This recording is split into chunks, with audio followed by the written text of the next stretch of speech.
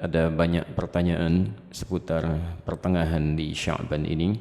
Sampai terakhir kami dapati kemarin di Jakarta tentang pertanyaan tersebut. Bagaimana tentang keterangan-keterangan hadis yang menyebar seputar keutamaan atau amalan-amalan di pertengahan Sya'ban, khususnya baik di malam Sya'bannya ataupun di siangnya.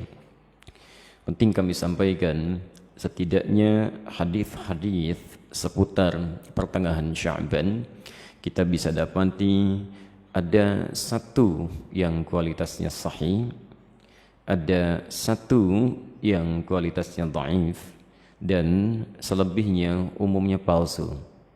Selebihnya umumnya palsu. Saya ambil contoh yang palsu misalnya. Anda bisa temukan ini di kitab Ibnu Majah. Kalau punya kitabnya Sunan Ibnu Majah jilid pertama halaman 421, atau di Sunan Al-Baihaqi Syu'abul Iman jilid ketiga halaman 387, atau kalau Anda memiliki kitab Silsilah Al-Ahadits Ad-Dha'ifah karya Syekh Muhammad Nasiruddin Al-Albani, Anda bisa temukan di nomor hadis 2132.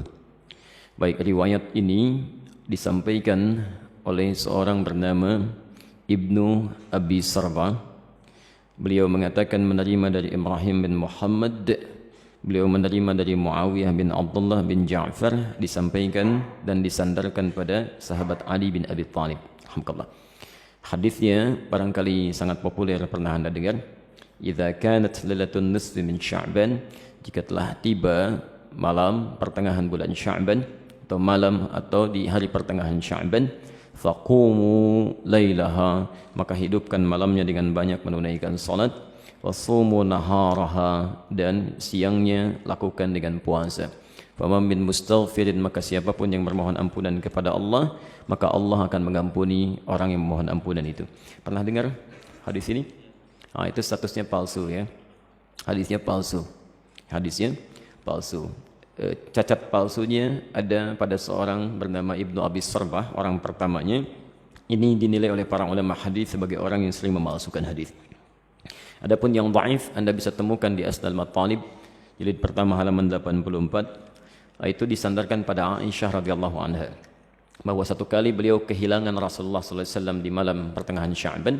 Faqadtu Rasulullah sallallahu alaihi wasallam, dan itu bagian Rasulullah menginap di rumah beliau. Ya, diduga beliau sedang ada di tempat istri yang lain. Dicari oleh Aisyah, ternyata sedang ditemukan di Baqi. Ya, beliau sedang berdoa kepada Allah Subhanahu wa taala agar sekiranya Allah berkenan mengampuni para muslim yang telah wafat di pemakaman Baqi. Ya, maka Rasulullah menyampaikan, katakanlah Aisyah, hari ini Allah mengamati kepada manusia dan mengampuni orang-orang memohonkan ampunan. Ini statusnya dhaif, tapi juga disahihkan oleh Syekh Muhammad Nasiruddin Al-Albani. Yang sahih itu riwayat Abu Musa Al-Ash'ari. Abu Musa Al-Ash'ari. Anda bisa temukan di Silsilah Al-Hadits As-Sahihah, alhamdulillah, karangan Syekh Muhammad Nasiruddin Al-Albani, nomor hadis 1144. Ini yang sahih. Yang kalimatnya juga singkat, ya, bahwa Nabi SAW menyampaikan Allah Subhanahu wa taala mengamati, bahasanya mengamati, ya, kepada hambanya, ya, di malam pertengahan Sya'ban, ya, di malam pertengahan Sya'ban, dan mengampuni yang memohon ampunan sekalipun sebanyak bulu domba di sekuk kalem. Nah, itu yang sahih. Ya. Ini sebetulnya semakna dengan hadis-hadis qudsi yang disampaikan orang pertamanya 31 orang sahabat senior. Dan itu biasa, keutamaan-keutamaan malam. Misal, yanzilu Rabbuna tabaraka wa ta'ala, Allah kemudian ya menghamparkan rahmatnya ke langit dunia kepada hambanya setiap sepertiga malam. Itu tiap hari itu, ya, sepertiga malam, ya.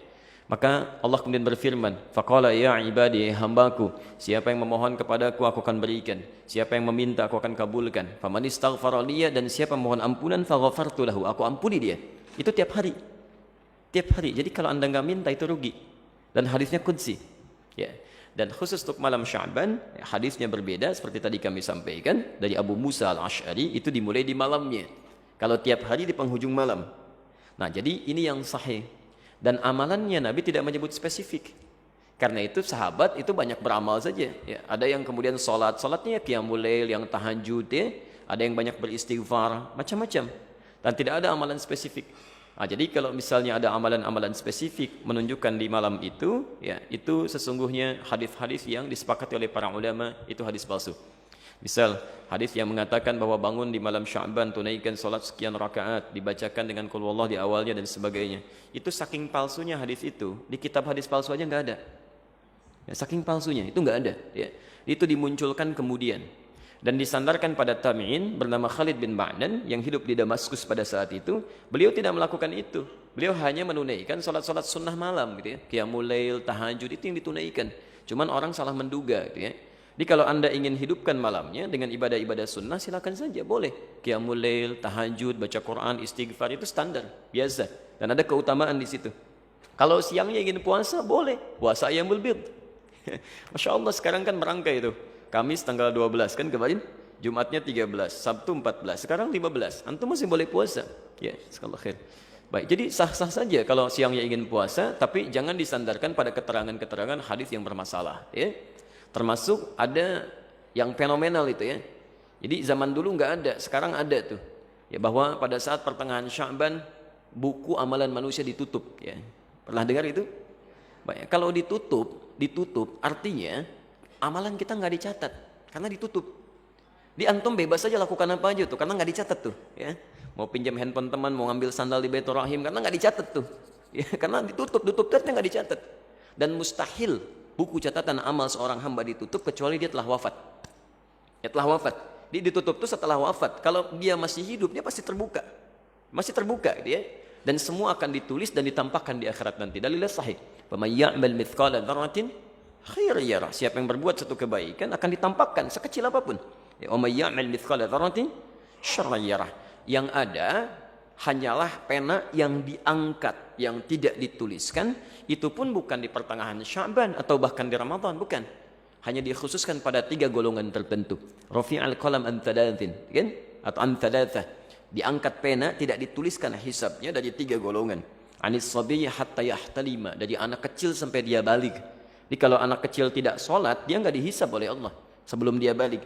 Itu diangkat penanya, tapi bukunya masih terbuka, catatannya ada. Ya. Tayyib. Kemudian siapa lagi? Wa anil majnuni hatta yufiqa. Ya, anil majnuni hatta yufiqa. Dari orang yang terganggu ya, kesadarannya, baik sampai dia sadar kembali. Yang disebut tidak waras dan sebagainya gitu ya. Tayyib. Nah itu tidak dihisab, tidak dihitung. Jadi kalau dia naik misalnya ngambil mangga Anda, dia lempar, kemudian dia ambil mangganya, Anda nggak usah marah, karena Allah pun nggak hisab. Ya, Allah tidak hisab, jelas ya? Karena dia melakukan amalan berdasarkan bukan karena kesadarannya. Dan yang terakhir, anin naimi hatta yastaiqidha. Ya, dari orang yang tidur sampai dia bangun. Jadi kalau misalnya ada di antara antum, ya tertidur, kemudian subuh lewat sampai jam 10 itu belum dihisab tuh. Nah, saat bangunnya di situ dia tempat sholatnya. Ya, tapi bukunya tetap terbuka, nggak ditutup ya. Kalau ditutup artinya sudah meninggal dunia, sudah selesai. Baik. Dan tidak ada kerjaan malaikat nutupin buku dibuka lagi ya. Tolong tanyakan kapan ditutupnya, kapan dibukanya tuh. Oke. Jadi itu diantara amalan-amalan yang barangkali penting untuk disampaikan. Jadi tidak sepenuhnya keliru juga beramal di pertengahan Sya'ban, tapi juga tidak sewajarnya jika kita melakukan amalan yang tidak pernah ada dalilnya, ya sekaligus juga tidak ada ketentuan dan contohnya, itu barangkali yang coba kita hindari. Kalau beramalnya silahkan karena tuntunan umumnya ada, hadisnya dan sebagainya. Tapi amalan-amalan sunnah yang memang pernah diajarkan dan dicontohkan untuk dilakukan. Saya kira jelas ya.